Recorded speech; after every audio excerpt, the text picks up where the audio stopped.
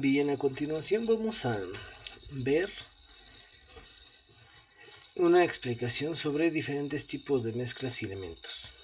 Primero que nada, debemos de identificar que una sustancia es un tipo particular de materia, con composición fija y definida.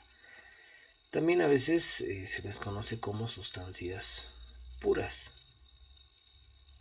Dice que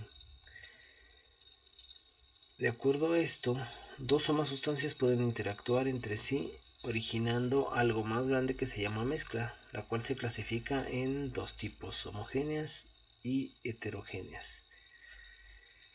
Específicamente las heterogéneas tienen propiedades que no son uniformes, es decir, en su extensión existen sustancias que difieren de otras, podemos distinguirlas. Por ejemplo, si mezcláramos el agua y el aceite, esto diferencia de la homogénea que sí tiene una composición uniforme. Por ejemplo, podemos verlo con la leche y el café. Una vez revuelto ya no podemos distinguir sus componentes, cada uno con sus características específicas. ¿Sí? Entonces, existen sustancias puras, son las que no se pueden separar por métodos físicos sencillos, y las mezclas son la unión de dos o más sustancias puras. Entre las sustancias puras están los elementos y los compuestos, por ejemplo, el hidrógeno solo, el oro solo, el oxígeno solo, o bien, si es en compuesto, el agua o el dióxido de carbono. No pueden ser separados con métodos físicos, sino más bien con métodos químicos. Existen algunos métodos de separación de mezclas, por ejemplo, la decantación,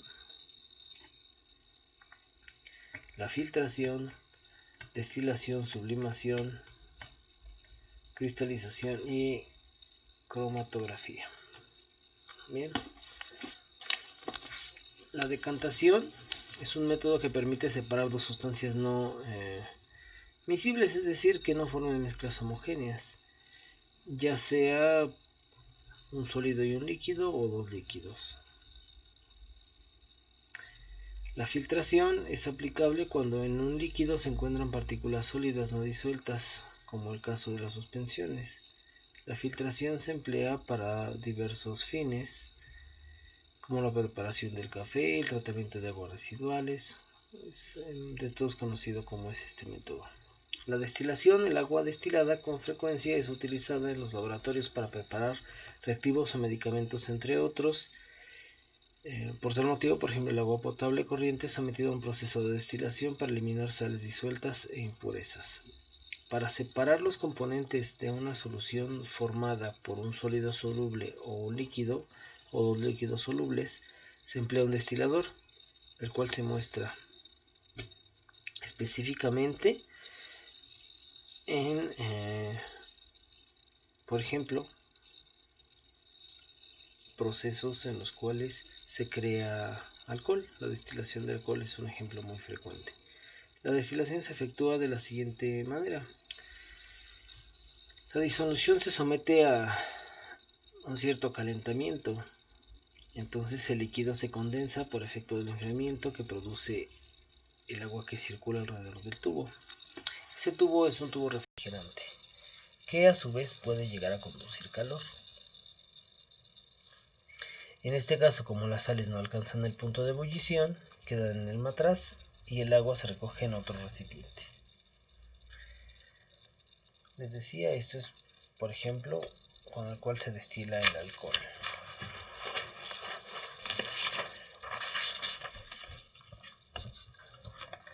La cristalización se basa en la solubilidad, específicamente en el cambio de esta con la temperatura.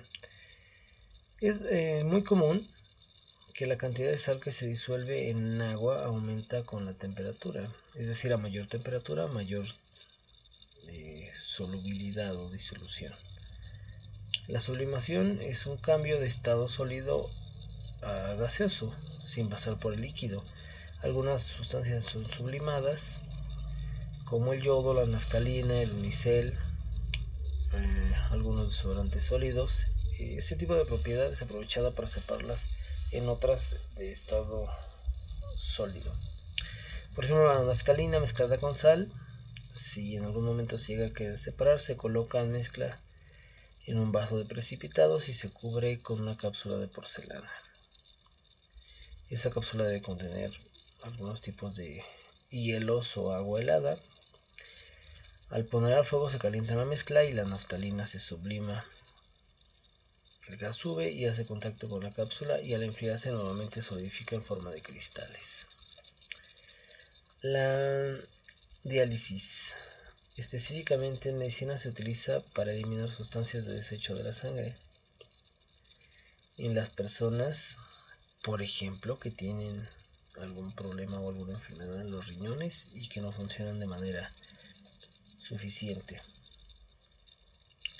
La cromatografía es un método de separación por el cual distintas sustancias de una mezcla se distribuyen específicamente mediante un proceso de absorción. Ese proceso de absorción tiene dos fases. Es conveniente que se aclare que absorción es un término distinto al de absorción. En el primer caso se trata adsorción de una unión química de tipo superficial y la absorción se trata de una sustancia generalmente gaseosa que penetra y se difunde regularmente a otra. Bien. Es importante que nosotros podamos señalar que cualquier tipo de sustancia es una sustancia que puede ser una sustancia pura o un compuesto o una mezcla. Específicamente si hablamos de elementos o sustancias puras, estos vienen en la tabla periódica.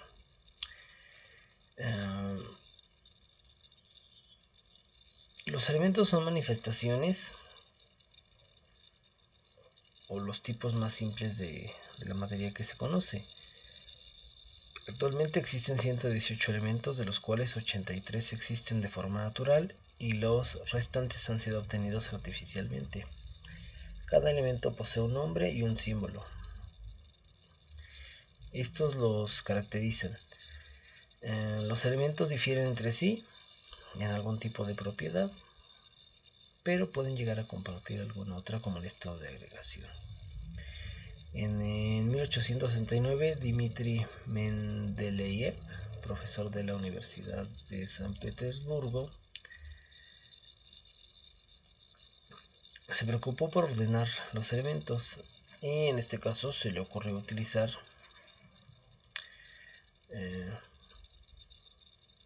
tarjetas para ordenar los 63 elementos conocidos. En ellos se puso a ordenarlos de manera que las tarjetas se arreglaban en orden de sus pesos atómicos. Específicamente había una tendencia en sus propiedades a repetirse. Esa fue la primera noción de la tabla periódica. Esa tabla periódica designa a los elementos, destaca ciertas similitudes y los ordena en 16 grupos o columnas verticales que van del 8A al 8B. También existen 7 periodos o hileras horizontales. El primer periodo solo comprende al hidrógeno y al helio. El segundo y tercer periodo están constituidos cada uno por 8 elementos. El cuarto y quinto existen 18 elementos. Y finalmente el sexto y el séptimo periodo cuentan con 32 elementos. Sin embargo, en este último actualmente está incompleto. Se pueden agregar más elementos. Bien. Existen diferentes familias de elementos. Por ejemplo, las familias de metales alcalinos, que corresponden al grupo 1A de la tabla periódica, son elementos muy reactivos, se oxidan con facilidad y constituyen el 4.8% de la corteza terrestre. Su configuración electrónica muestra un electrón en su capa de valencia, son electropositivos, por tanto pierden su electrón fácilmente. Los metales alcalino-térreos son los elementos metálicos del grupo 2A de la tabla periódica. siendo por ejemplo el berilio y el magnesio los elementos más conocidos.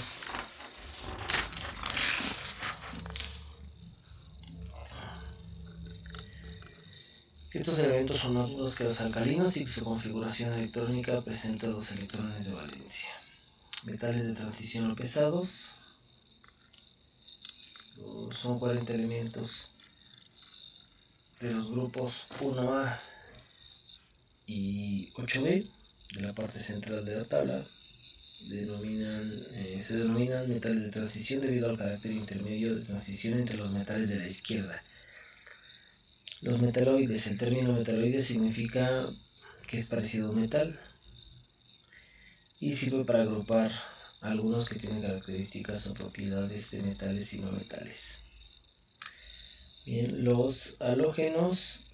Estos son 5 elementos no metálicos que se encuentran en el grupo 7A, como son el flúor, cloro, bromo, lodo, astato y un septio. Debemos de tomar en cuenta que a temperatura ambiente los halógenos se encuentran en los 3 estados de la materia. Los gases nobles se encuentran en el grupo 8A. Estos elementos son el helio, neón, argón, criptón, xenón, radón y un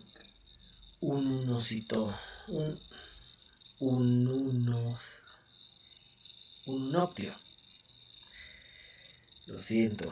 Estos se consideraron casi siempre de manera inerte, es decir, no tienen una oxidación.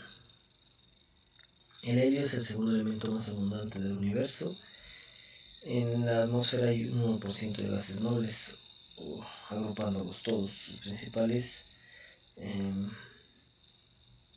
características tienen que ver con la coloración que pueden llegar a tener. Finalmente existen las tierras raras. Los 30 elementos denominados tierras raras constituyen las series de los lantánidos y actínidos. Casi todos los actínidos se denominan transuránidos, ya que no existen de forma natural. Estos elementos son más duros que los alcalinos y su configuración electrónica presenta 2 electrones de valencia. Se oxidan principalmente con rapidez. Debemos de considerar que el berilio es, por ejemplo, un elemento venenoso, mientras que el magnesio y el calcio son elementos presentes y fundamentales para los seres vivos. Entonces existen de los diferentes 2 tipos. Bien.